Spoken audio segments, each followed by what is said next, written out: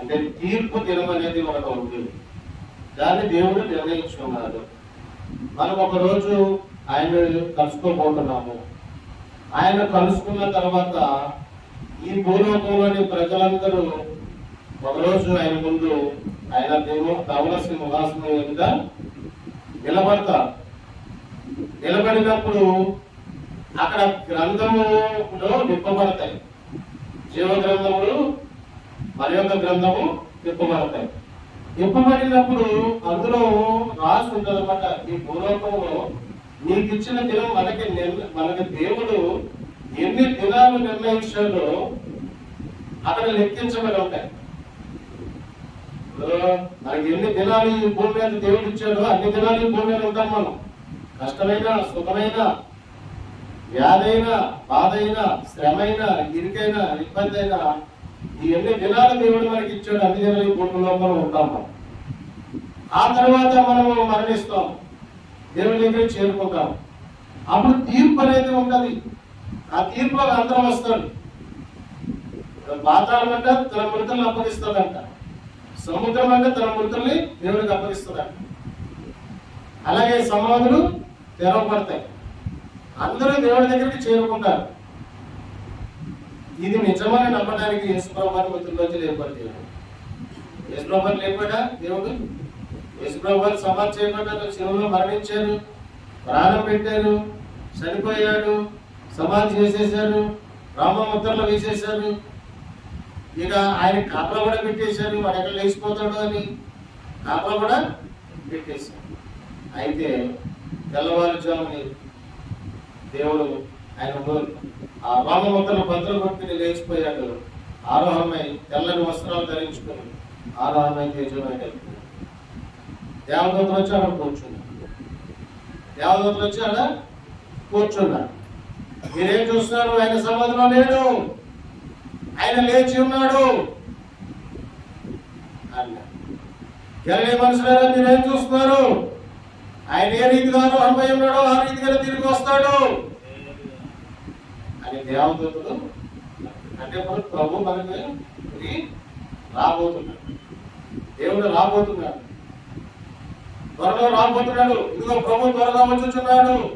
మరణాత మరణం గ్రంథం అంటే 22:12 వచనంలో ఇదిగో నేను త్వరగా వచ్చుచున్నాను, వారి వారి క్రియల చొప్పున ప్రతిఫలం ఇవ్వడానికి సిద్ధపరిచిన జీతము నా యొద్ద ఉన్నది. అల్ప ఓమేగను నేనే, మొదటి వాడను కడపడి వాడను నేనే, ఆదియును అంతమై ఉన్నాను అని దేవుడు సెలవిస్తున్నాడు.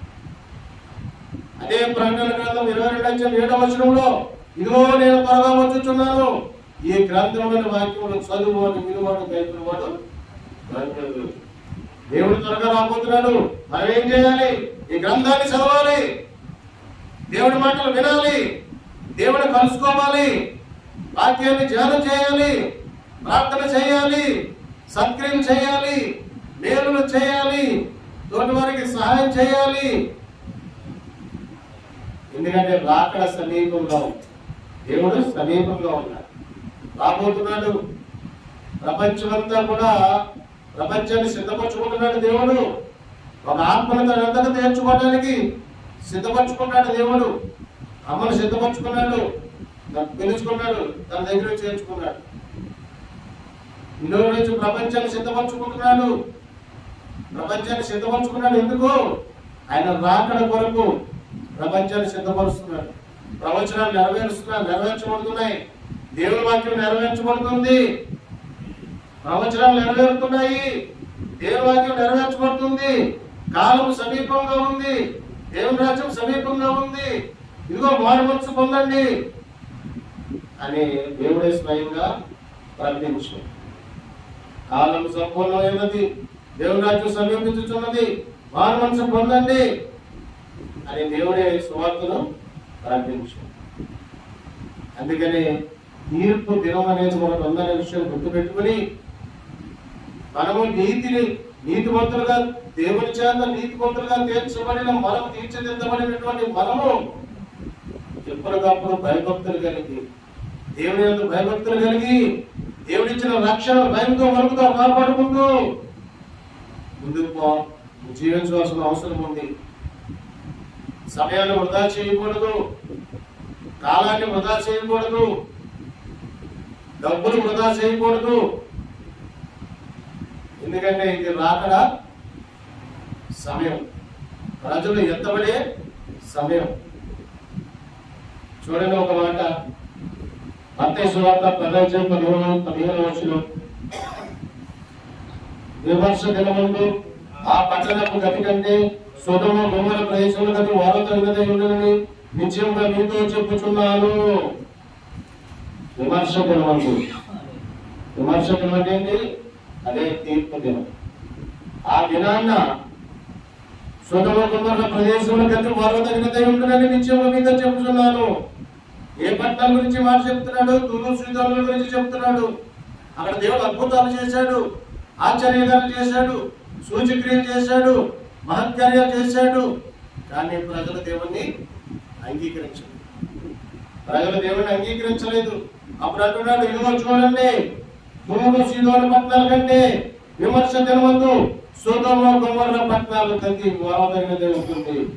మీరు వినట్లేదు, లోపడట్లేదు, నా దగ్గరికి రావట్లేదు, మారుమనసు పొందట్లేదు, దేవుడు తెలుసుకోవట్లేదు, ఇదిగో మీకు పనిష్మెంట్ ఉంటుంది అని దేవుడు హెచ్చరిస్తున్నాడు. దేవుడు హెచ్చరిస్తున్నాడు. ఈరోజు ప్రజలు మీకు ఖచ్చితంగా తీర్పు దినమైతే ఉంది. ఇది ఎవరికి తెలుస్తుంది? ప్రభు బిడ్డలకు మాత్రమే తెలుస్తుంది. ఇది ఎవరో తెలుస్తుంది? రక్షించబడిన బిడ్డలకు మాత్రమే తెలుస్తుంది. ఇది ఎవరో తెలుస్తుంది? దేవుడిలోకి వచ్చిన వాళ్ళకి మాత్రమే తెలుస్తుంది. లోకంలో బతికే వాళ్ళకి తెలియదు, దేవుడి దగ్గర రావాలని తెలియదు. వాళ్ళ అజ్ఞానులు, వాళ్ళు అలాగే పోతున్నారు, అలాగే చచ్చిపోతారు అంటున్నాడు దేవుడు. పాతాళం వాళ్ళు మింగేస్తుంది అంటున్నాడు దేవుడు. అంటే ఖచ్చితంగా నమ్మినా నమ్మకపోయినా, విశ్వసించకపోయినా ఖచ్చితంగా తీర్పు దినమంతని వాక్యం సెలవిస్తుంది. నమ్మినా నమ్మకపోయినా, తెలిసి చేసినా తెలియక చేసినా పాపమే. అంగీకరించకపోయినా, అయ్యో నాకు తెలీదు, నాకెవరు చెప్పలేదు అంటే కుదరదంట. నాకు తెలీదు, యేసు ప్రభువు ఎవరో నాకు తెలీదు, నాకెవరు చెప్పలేదు అయ్యా, నన్ను ఏం చేయాలంటే కుదరదంట. అక్కడ ఆ తీర్పు దినం రోజున దేవుడిచ్చే పనిష్మెంట్ గురికి రావాల్సి ఉంటారు. అందుకని ప్రజలారా, భూదిగంతముల నివాసులారా, నా వైపు చూసి రక్షణ పొందండి. దేవుడు నేనే, నేను తప్ప వేరొక దేవుడు లేడు అని పిలుస్తున్నాడు దేవుడు. ప్రయాసపడి భారం మోస్తున్న సమస్త జనులారా, నా దగ్గర రండి, నేను నీకు విశ్రాంతి కాలం చేస్తాను అంటున్నాడు. సమయం ఉన్నప్పుడే నా దగ్గరికి రండి, సమయం ఉన్నప్పుడే నా దగ్గరికి రండి, నన్ను తెలుసుకోండి అంటున్నాడు దేవుడు. సొదొమ గొమొర్రా పట్టణాల కంటే పట్టణాల గతి వారదగినది అంటున్నాడు దేవుడు.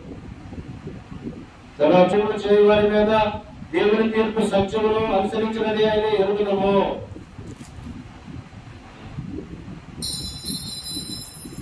ఎట్టి కార్యములు చేయవేద అట్టి కార్యం చేయవారి మీద దేవుని సత్యం అంటే ఎట్టి కార్యాలు అంటే లోకానుసారం జీవించేవాళ్ళు, లోకంలో జీవించేవాళ్ళు. వాళ్ళు ఏం చేస్తున్నారో వాళ్ళకి తెలియదు, వాళ్ళు ఏం మాట్లాడతారో వాళ్ళకి తెలియదు. వాళ్ళు నేను చేసేదే కరెక్ట్ అనుకుంటారు, నేను చేసేదే న్యాయం అనుకుంటారు. అట్టి కార్యములు చేయవారికి ఏమంటున్నాడు? సామ్రాజ్యం 2:2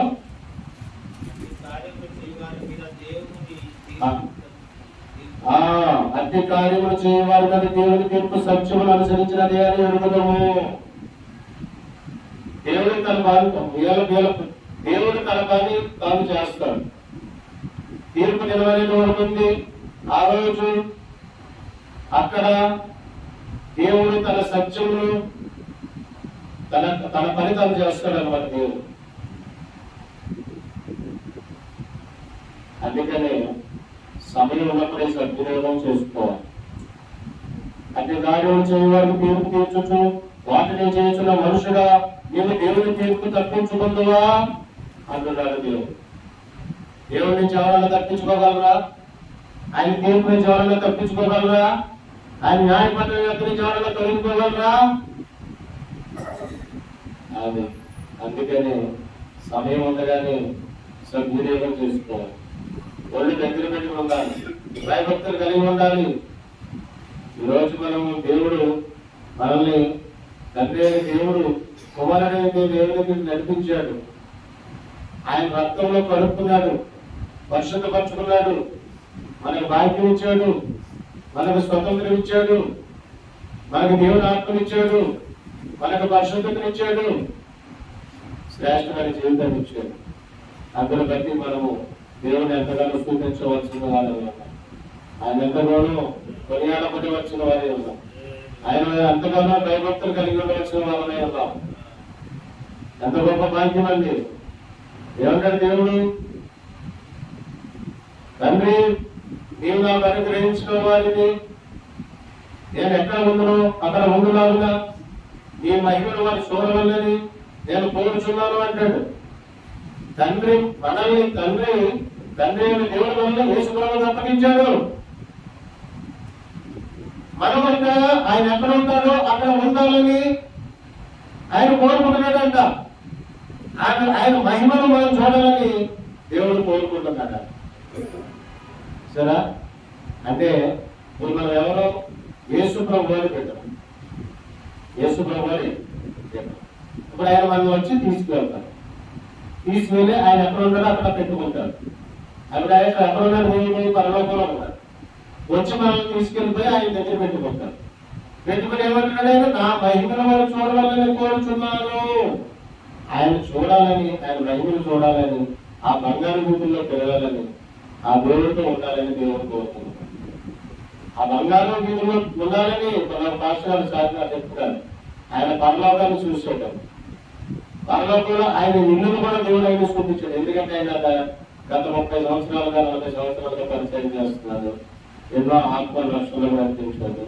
ఎన్నో కుటుంబాలు కట్టబడ్డారు. ఆయన పరిచయం దేవుడు మెచ్చుకున్నాడు. ఆయన పరలోకం చూపించాడు.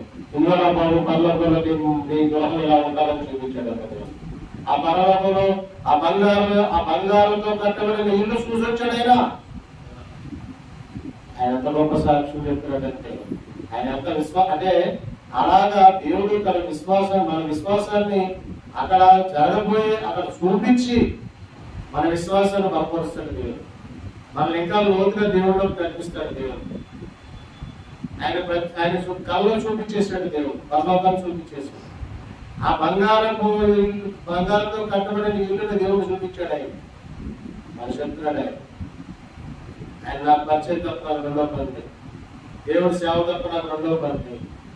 నా ప్రాణం ఉన్నంత వరకు, నా ఊపిరి ఉన్నంత వరకు దేవుడి పనే. ఆత్మ లక్షణం నడిపించడమే, సువార్త చెప్పడమే, వాక్యం చెప్పడమే, ఇదే నా పని అంటున్నాడు. ఎందుకంటే ఆయన ఆ రీతిగా పాల్గొనడానికి దేవుడే ఆయన దర్శించాడు. దేవుడే పరలోకాన్ని చూపించాడు. దేవుడే ఆయన వెనకాల నుండి నడిపిస్తున్నాడు. ఆయన బలహీనతతో ఉండి మంచం మీద పడుతుంటే ఆయన ఆత్మలేసి ప్రార్థన చేస్తున్నాడు.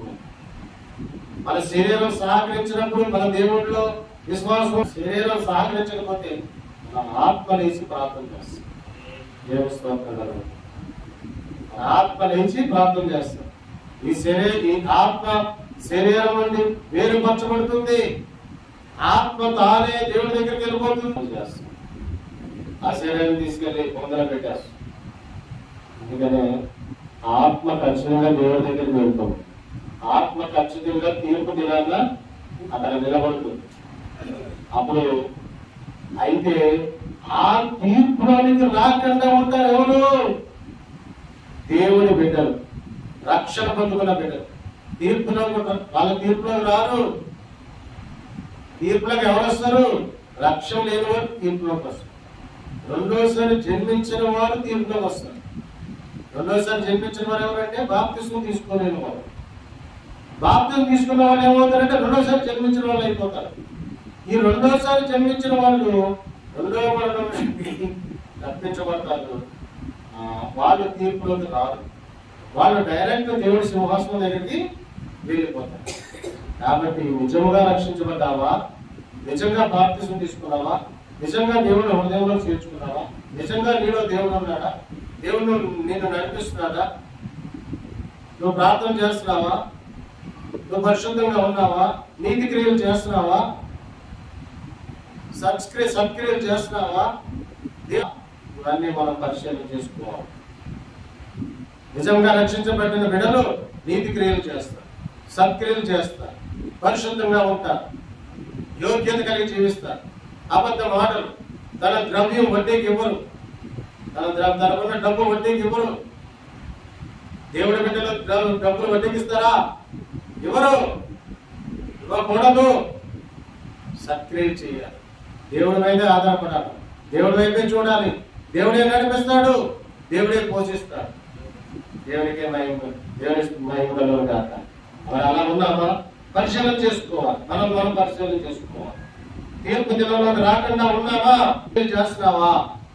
పరిశుద్ధంగా ఉన్నావా? తోటి వారిని ప్రేమిస్తున్నావా? తోటి వారి సువార్త చెప్తున్నావా? యేసు ప్రభు గురించి చెప్తున్నావా? రాకడ సమయం దగ్గర సమీపంగా ఉంది, సమయాన్ని సద్వినియోగం చేసుకుంటున్నావా? చూడండి, 2 పేతురు 2:9 తప్పించుటకును దుర్నీతి పనులను ముఖ్యముగా మరణమైన దురాశ కలిగి శరీరానుసారంగా నడుచుకొనుచు ప్రభుత్వంలో నిరాకరించుచు శిక్షను ఉంచబడిన వారిని తీర్పు దిన వరకు కావలిలో ఉంచుటకు ప్రభువు సమర్థుడు. భక్తులను స్వాతంత్రాన్ని తప్పించడానికి దుర్నీతి పనులను ముఖ్యంగా మరణమైన దురాశ కలిగి శరీరానుసారంగా నడుచుకొనుచు. చూడండి, దుర్నీతి కలిగి మరణమైన దురాశ కలిగి శరీరానుసారంగా నడుచుకొనుచు ప్రభుత్వంలో నిరాకరించుచు శిక్షలో ఉంచబడిన వారిని తీర్పు దినం వరకు కావలిలో ఉంచుటకు ప్రభు సమర్థుడు. అంటే ఎవరైనా లోకానుసారం జీవించేవారు, దుర్నీతి కలిగిన వారు, శరీరానుసారం జీవించేవారు. వీళ్ళని ప్రభుత్వాన్ని నిరాకరించు అంటే దేవుడి చట్టాన్ని నిరాకరించేవారు. వీళ్ళని కావలిలో ఉంచడానికి దేవుడు సమర్థుడు. యోధభద్రులు అంటాడు, దేవదూతలు కూడా తమ ప్రధానత్వంలో నిలుపుదలక పాపం చేసినప్పుడు వారిని కూడా విడిచిపెట్టక పాతాళంలో కడిగి చెవిటి గల విరాములను పోసి కావలికి వారికి అప్పగించేను అని రాయబడుతుంది యోధభద్రులు. అంటే దేవదూతలు కూడా దేవుడు విడిచిపెట్టలేదు. ఎందుకు విడిచిపెట్టలేదంటే వాళ్ళ ప్రధానత్వం నిలుపుకోలేదు, పాపం చేసేసారు. అప్పుడు వాళ్ళు ఏం చేశాడు? కటికి చీకటి గల బిలాములకు పాతాళంలో కటికి చీకటి గల బిలాములకు తోసి పాశములతో బంధించి తీర్పులకు కావలికి అప్పగించాడంట. అందుకనే చాలా మనము సమయం ఉన్నప్పుడే అంటే దేవుడు దేవదూతలు కూడా విడిచిపెట్టలేదు, మనుషుల్ని విడిచిపెట్టడు, శరీరానుసారంగా జీవించే వాళ్ళు విడిచిపెట్టడు, దుర్నీతిని అనుసరించే వాళ్ళు విడిచిపెట్టడు, ప్రభుత్వం నిరాకరించే వాళ్ళు విడిచిపెట్టడు, పాపం చేసే వాళ్ళు విడిచిపెట్టడు. వాళ్ళకి తీర్పు దినవానికి కావలిగా అప్పగిస్తాడు, వాళ్ళని ఒక చోట పెడతాడు.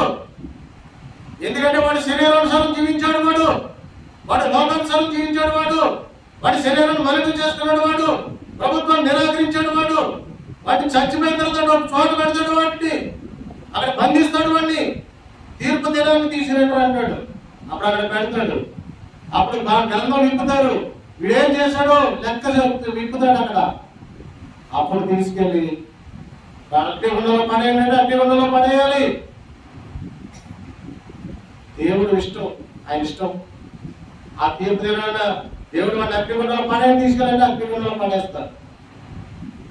అందుకని తీర్పు దినం ఉందనే విషయం గుర్తుపెట్టుకోమని దేవుడు ఈరోజు హెచ్చరిస్తున్నాడు. శరీరాన్ని మరణం చేసుకోవాలని దేవుడు హెచ్చరిస్తున్నాడు. పాపం చేయొద్దని దేవుడు హెచ్చరిస్తున్నాడు. దేవుడిని చట్టానికి లోపడమని దేవుడు హెచ్చరిస్తున్నాడు. దేవుడిని అంగీకరించమని దేవుడు హెచ్చరిస్తున్నాడు. సమయంలో ఉన్నప్పుడే సద్వినియోగం చేసుకోమని దేవుడు హెచ్చరిస్తున్నాడు. కాబట్టి మనము ఈ 2 పేతురు 2:9 ప్రకారం జీవించకుండా దేవుని చట్టానికి లోబడి, దేవునికి లోబడి, దేవుని రక్షణ పొందుకుని, దేవుని హృదయంలో చేర్చుకుని, దేవుని కలిగి ఉండి దేవుని చెప్పినట్టుగా మనం జీవించినట్లయితే, వాక్యానుసారం మనం జీవించినట్లయితే, నీతి క్రియలు చేసినట్లయితే, పరిశుద్ధంగా జీవించినట్లయితే నువ్వు తీర్పుకి రావు. నువ్వు చక్కగా దేవదూత వలె ఆ దేవుడి సన్నిధిలో నిలబడతావు. మా భాస్కర్ గారు వాళ్ళ అమ్మగారు చనిపోతే భాస్కర్ గారు వాళ్ళ అమ్మగారు ఆమె శరీరం నుంచి వేరుపరచబడి దేవదూతగా మారినట్టుగా దేవుడు దాంట్లో దర్శనం చూపించాడు. అంటే ఆవిడ బుద్ధిమంతురాలు, ఆవిడ పరిశుద్ధురాలు, ఆమె యోగ్యత కలిగి జీవించింది, నీతి క్రియలు చేసింది. ఆమె చనిపోయినప్పుడు శరీరం నుంచి వేరుపరచబడి దేవదూతగా మారి దేవుని సన్నిధి చేరుకున్నట్లుగా దేవుడు నాకు చూపించాడు. ఎంత గొప్ప దర్శనం దేవుడు నాకు చూపించాడు తెలుసా? అప్పుడే చెప్పాను నేను, ఆవిడ దేవదూతగా మారిపోయింది, దేవుని సన్నిధికి చేరుకుంది. మనము కూడా యోగ్యత కలిగి జీవిస్తే, పరిశుద్ధంగా జీవిస్తే, నీతి క్రియలు చేస్తూ జీవిస్తే, సత్క్రియలు చూస్తూ జీవిస్తే మనము కూడా దేవదూతగా మారి దేవుని సన్నిధికి చేరుకుంది. అమ్మ దేవపాలమ్మ దేవదూతగా మారిపోయింది. ముందే మరణానికి ముందే, ఆవిడ చనిపోక ముందే దేవదూతగా మారిపోయింది. ఆ తేజస్సు నేను చూశాను, ఆ వెలుగు నేను చూశాను. అమ్మ దేవదూత నేను ఖచ్చితంగా నిర్ణయించుకున్నాను. ఆమె దేవదూతగా దేవుడి బతికుండగానే దేవదూతగా మారిపోయింది, ప్రాణం ఉండగానే దేవదూతగా మారిపోయింది, శరీరంలో ఉండగానే దేవదూతగా మారిపోయింది. ఆ వెలుగు నేను చూశాను, ఆ తేజస్సు నేను చూశాను.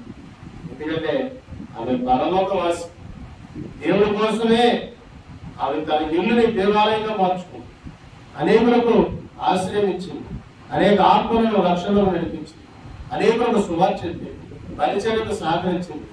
కాబట్టి ఆమె దేవదూతగా మారిపోయింది, దేవుడి సన్నిధికి చేరుతాం. చూడండి, ప్రకటన 14:7 చదువుకుందాము.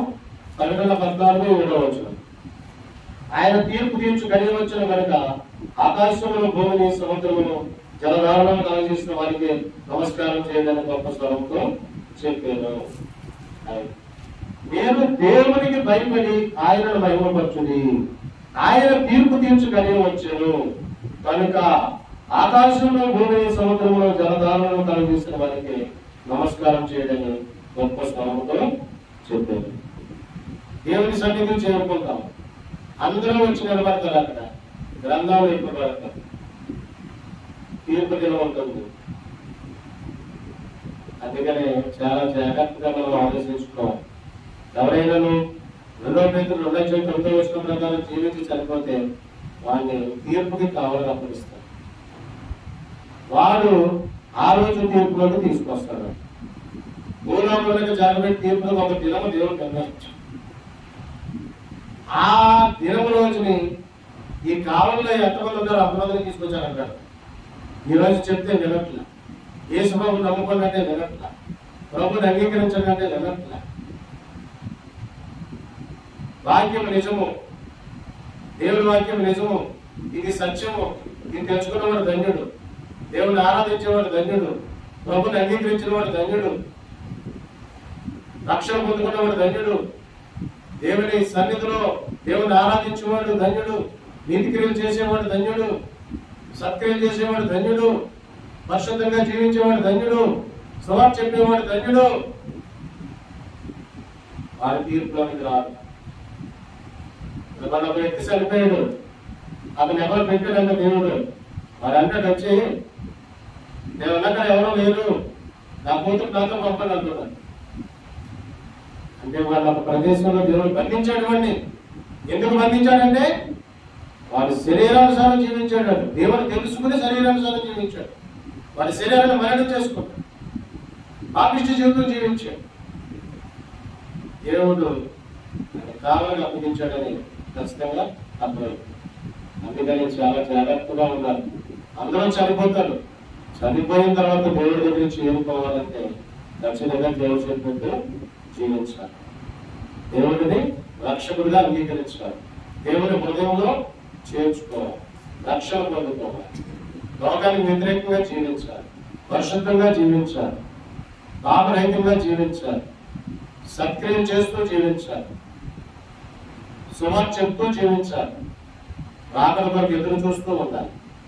అప్పుడు ఆ నిరీక్షణ మనం సిగ్గుపరుస్తుంది, మనం ఓడిపోవడం, మనం దిగుపడతాం. దేవుని బిడ్డలారా, ఈరోజు దేవుడితో నేర్పుతో మాట్లాడుతున్నాం. మనమందరం సువార్త పని చేద్దాం, మనమందరం నీతి క్రియలు చేద్దాం, మనమందరం విశ్వాసంగా జీవిద్దాం. మనమందరం దేవుడు రాకడ వరకు ఎదురు చూస్తున్నాం. మనం చనిపోతే బంధించబడి ఉండకూడదు, మనం దేవుడి దగ్గరికి వెళ్ళాలి. దేవుడు మనం చనిపోతే నువ్వు కరెక్ట్ గా దేవుడి దగ్గరికి చేరుకోవాలి. బంధించబడ్డావా నువ్వు తీర్పులోకి వస్తావు. నువ్వు బంధించబడకుండా ఉండాలి అంటే దేవుని భయభక్తులు కలిగి దేవుని రాజ్యాన్ని పొందుకున్న మనము దైవత్వం కలిగి భయభక్తులతో దేవునికి ఇష్టమైన సేవ చేసుకుని ఆ దేవుని ఎదుర్కొంటాం. మాటలు దేవుని దీవించుకున్నాం.